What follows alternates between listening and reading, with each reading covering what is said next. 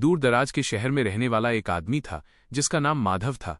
माधव का काम था चूड़ियां बेचना, और उसका कार्यक्षेत्र कोई बड़ा बाजार नहीं बल्कि एक छोटा सा शांत गांव था जिसका नाम रतनपुर था। हर बुधवार माधव की पुरानी पर हमेशा चमकाई गई साइकिल रतनपुर की कच्ची सड़क पर धूल उड़ाती हुई दिखाई देती थी। साइकिल के हैंडल पर बांस की एक बड़ी सी टोकरी टंगी रहती थी, और उस टोकरी का राज था माइंस कांच की हजारों चूड़ियां। वे चूड़ियां इंद्रधनुष के सातों रंगों में लिपटी होती थीं, कुछ मोटी, कुछ पतली, कुछ सादे रंग की, तो कुछ पर बारीक सुनहरा या चांदी का काम किया होता था।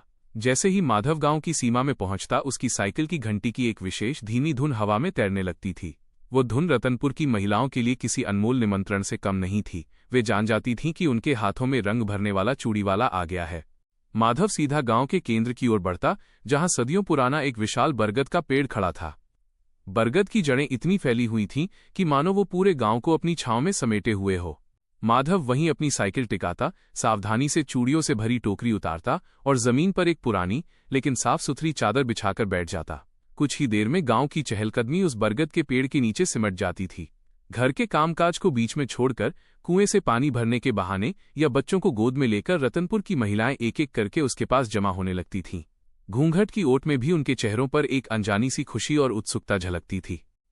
माधव सिर्फ चूड़ियां नहीं दिखाता था, वो उन महिलाओं के जीवन के रंग और किस्से भी पूछता था। उसकी टोकरी खुलते ही बरगद के नीचे का माहौल एक रंगीन मेल मिलाप में बदल जाता। सखी, जो हाल ही में ब्याह कराई थी, वो अपनी सास से छुपकर हल्की ट्रेंडी गुलाबी चूड़ियां मांगती। वहीं घर की मुखिया दादी अपने पोतों की नजर उतारने के लिए हमेशा गाढ़े हरे या गहरे नीले रंग के मजबूत कड़े पसंद करती थीं।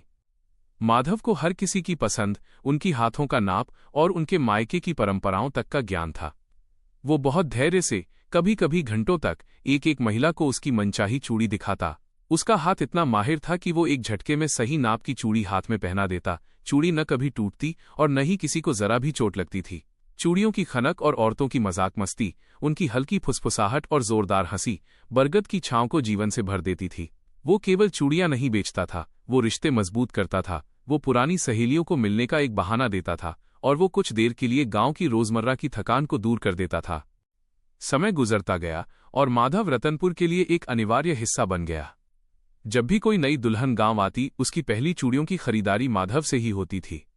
जब किसी के घर बेटा पैदा होता तो लाल या नीले रंग के खास नजरिए वाले कड़े माधव की टोकरी से ही निकलते थे। कभी कभी वो शहर से कोई छोटी मीठी चीज जैसे इलायची दाने या सस्ते रबड़ के खिलौने भी लाता था, जिन्हें वो बच्चों और बूढ़ों को बांट देता था। वह उनका डाकिया नहीं था, पर गांव की औरतें उसे अपने मायके की खबरें सुनाती थीं, अपने सुख दुख बांटती थीं। माधव चुपचाप सब सुनता और उनकी बातों को अपनी अगली यात्रा तक अपने दिल में सहेज कर रखता।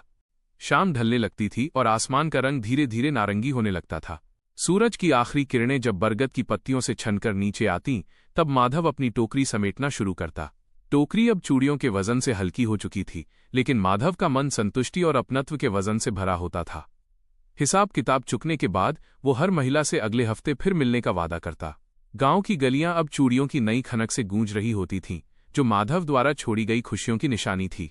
अपनी पुरानी साइकिल पर बैठकर घंटी की वही धीमी धुन बजाता हुआ माधव मुस्कुराते हुए रतनपुर की धूल भरी सड़कों पर वापस शहर की ओर निकल जाता था, यह जानते हुए कि अगले बुधवार को गांव की महिलाएं उसकी उसी घंटी की धुन का बेसब्री से इंतजार करेंगी।